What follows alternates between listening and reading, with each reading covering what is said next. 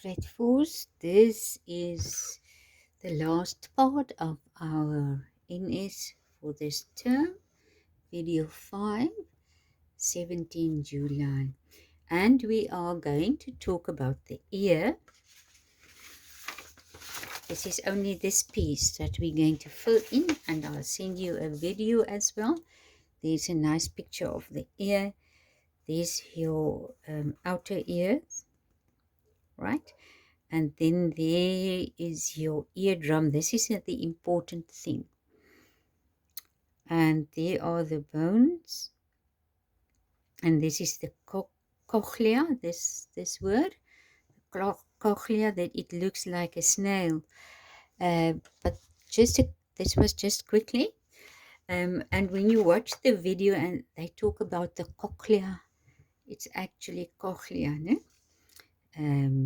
But before we talk about the ear, you know by now about your assignment about making a music and instrument, and I hope you have wonderful ideas about the musical instruments, like maybe some kind of marimba or a xylophone. There's a drum. This is actually a djembe, but you can make different sounds if you play it differently. I hope you have nice, wonderful ideas and do go to some, I won't say to some trouble to finish your task, but do it nice and properly and make a nice, exciting instrument for us, won't you? Please. Okay, now this is now the picture. It looks very much like this one. But you have this now in front of you, okay? This part, this is the summary. This is also everything is in your yellow file, and the assignment that I gave you for the musical instrument is also in your yellow file. Ne?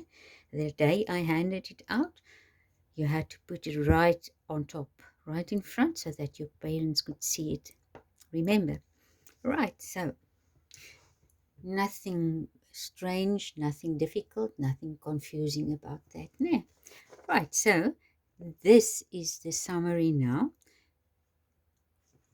on page 3, where we're going to work. The human ear uses vibration for sound. Now, you've seen on the piano that we played, remember each one of you had a chance to play a note on the piano, and when I pressed on the strings, the vibration stopped and the sound stopped. And you saw when I showed you the guitar this morning and I plucked the string, you saw how it vibrated like that. Ne? So the eardrum also vibrates like that. It goes like this. And that's also the way they measure sound in decibels. It depends on how many times it moves. Okay, so the human ear uses vibration for sound. Complete the following paragraph by filling in the missing words. Now, this is what we are going to do today. This is the very last part of our history. NS. So it says here as well, you have seen how vibrations can make sound in musical instruments. Musical instruments are not the only things that use vibrations for sound. Did you know that the human ear also uses vibration for sound? Okay, so there, the sound you hear goes in there. The object, like that string that I showed you yesterday morning. Now, I said this morning, but it's yesterday morning. You saw the thick string, and you could see that one much clearer than the thin string.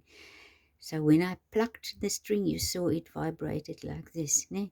So an object like the string of the guitar or the piano or anything else, even if you do this, there is vibration to make a sound. So these vibrations go into there to the eardrum. And the eardrum also moves, right? And then it goes to those three little bones, and the bones make the inner ear move. There is a lot of fluid in that shell-shaped cochlea, and everything moves like waves in there, and then it goes to the brain through there, and that part goes to the brain, and the brain thinks what kind of sound it heard. Okay, so we are going to fill this in. It says there, an object vibrates and creates a sound wave. It says here the same, an object vibrates and creates a sound wave. I'm going to do it with, no, I'll do it with a normal pencil, because there's too much color and it will confuse you, I think. There I'm writing video again. Wave, sound wave. See there? An object vibrates and creates a sound wave. The sound wave travels to the outside of the ear. It travels to the outside of the ear. The sound wave then moves into the ear what? It says then, when the sound wave then moves into the ear canal. That is the canal. It's like a small river where they take the water into one direction. Normally it's built, nowadays it's built of bricks or cement blocks or something. A canal, a channel kind of. No, it's like a channel going through to the eardrum. When it reaches the end of the ear, the sound waves bump up. See, the sound waves bump up against the eardrum. Okay, but we've missed this one. The sound wave then moves into the eardrum.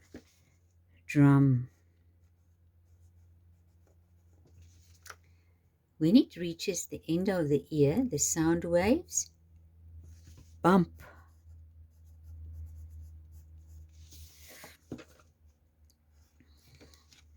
When it reaches the end of the ear, the sound waves bump up against the eardrum. Boop, boop, boop. So the eardrum also moves. Like the sound waves move, the eardrum also starts moving, and all those little bones also starts moving. The sound waves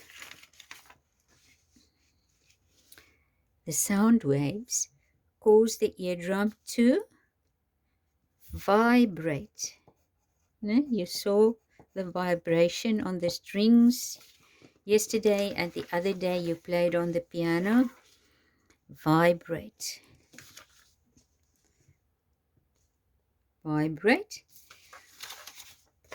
The sound waves cause the eardrum to vibrate.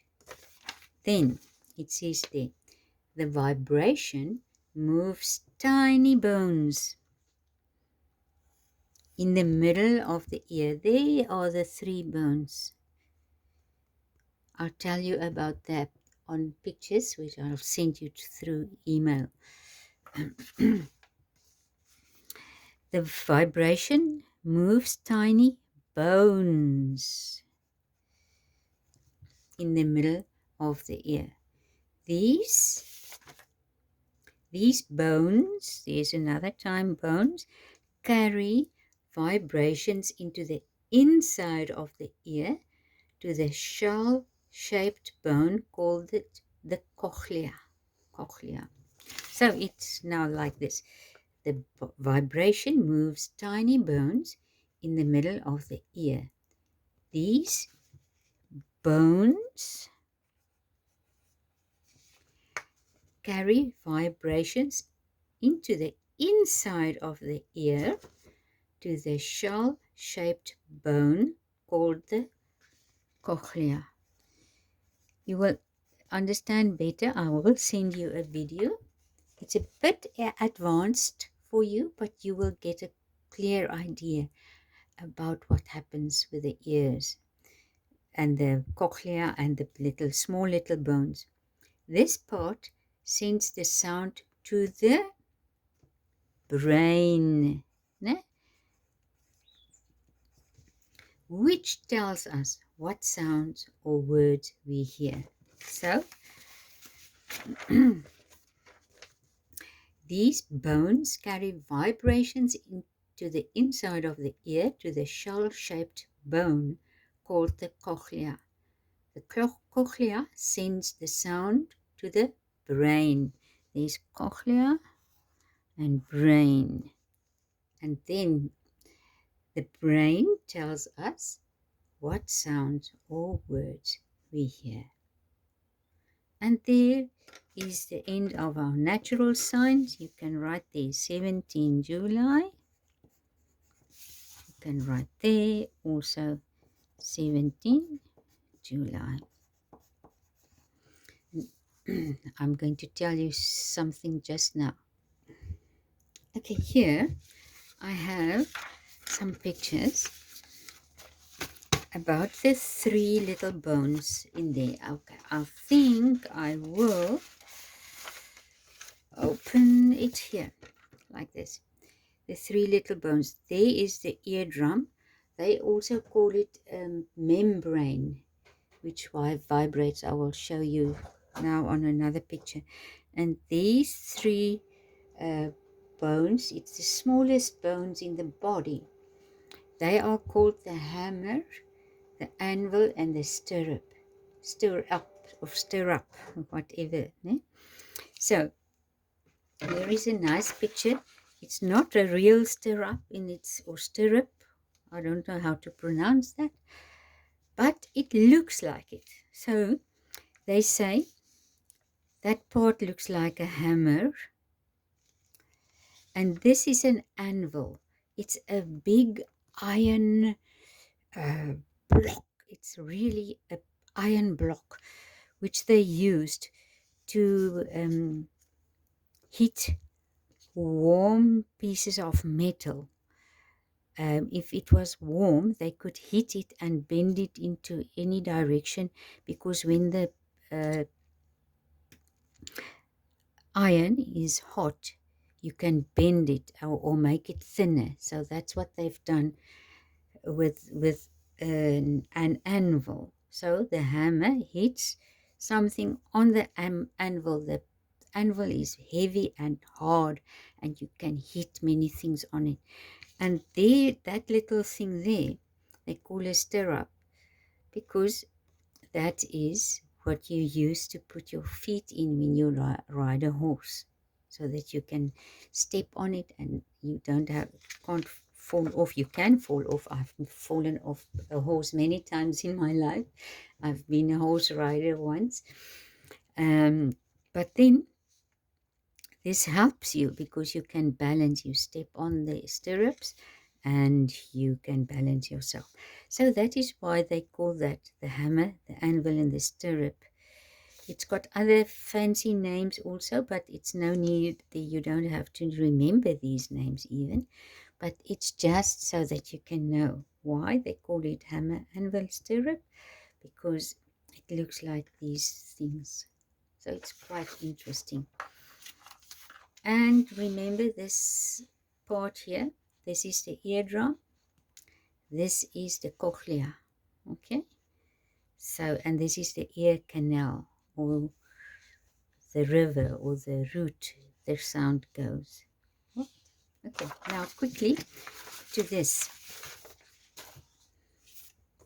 You got this in your yellow file, these pictures. This one is number 1. I think I made you do it, number it. Number 1, number 2, number 3, and number 4. Now what I want you to do is, you have it on a big page, so you must cut it out like this. Ne? What do you think, what form is this? 1, 2, 3, 4, 5, 6. What shape is this? 1, 2, 3, 4, 5, 6. 1, 2, 3, 4, 5, 6.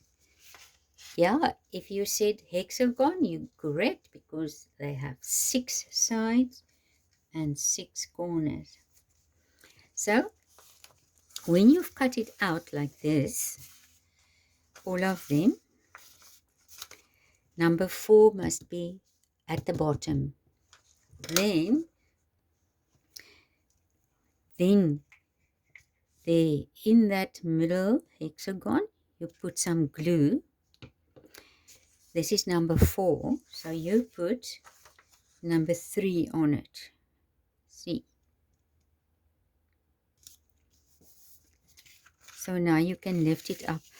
Please forgive me. I always, sometimes, not always, many times, I print some things on the back to save paper, not to waste paper, because of the others. If the other side of the paper is still white, I still use it.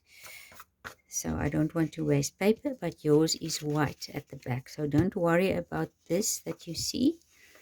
It's because I used waste paper to print this on as an example.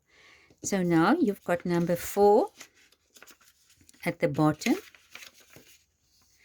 Then number 3 is there now. Now you're going to put glue in the middle hexagon and you put number 2 on it.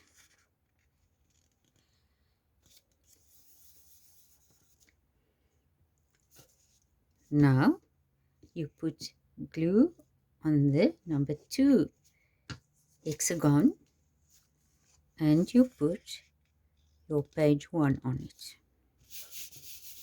Then you take your scissors, but you must listen carefully now. You have the bottom one, number 4. You don't cut your bottom one. You take number 1, 2, and 3 in your hand and you cut it like this. Yep.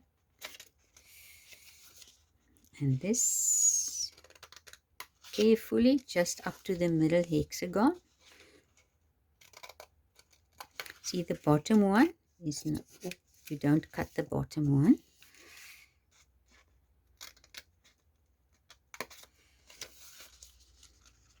There you go. Now, this is about energy. What is energy? Just a revision little thingy so that you can practice it and play with it. It's just for fun. You don't have to know all the fancy words, but it's normally the same that we do. So this is just for fun so that you can practice it and remember how energy is transformed from one thing to another. So if you want to know what is energy, you see, energy is the ability to make things move or change.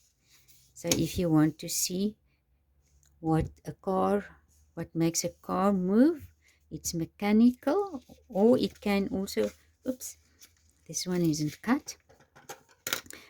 Normally it is fuel. We will say it is fuel. They use fuel energy. But in this case, they say energy stored in an object. That must be an object. Ne? Or released when the object is moving. So the mechanical energy, they actually talk about a battery. The electrical energy produced by the movement of electrons. So you can see the word electricity comes from there, as they travel through a conductor, through the wires and through the plug you have in the wall to the object that is being used, like a kettle or the toaster or what, a stove or whatever. Then light energy, you can see energy, only form of energy we can see. Light travels in a straight line, so it's just for fun. Eh? Thermal is you use a thermostat to measure your temperature. Now, every morning we use a thermostat to measure your temperature. Now, energy, so thermal energy is also heat energy. Heat energy. Okay. Heat energy, energy pushed into motion by heat. Sound energy, yeah, you've done it this morning, ne? Okay. Form of energy we can hear. Energy produced by vibrations. Remember, we've been talking about it as they travel through matter. Then, if you want to do the second part, oopsie, there's the first one is done. Now page 2 we've done also. Now page 3 will be like this. So there you can write now sound energy, whoopsie, thermal energy, where's that one? Light energy, and so on. So you can play with it and tell people about it and just enjoy it. This is just for fun. The things you must remember for whenever we're going to write the test, it will be in the next session, I think. We don't have a test scheduled for this session till the end of July, but when we start in August, there will be an NS test. It will be only about the summary. So please, and you will get marks for your instrument. And this is just a fun thing to do. And in the video, on your email, I will add this pictures, or this one picture, or this one page with the pictures on it, and another video to explain a bit more about the ear, which is maybe some places too difficult for you, but it's just for you to get an idea about how it works well. Okay, see you next time. Thanks for listening.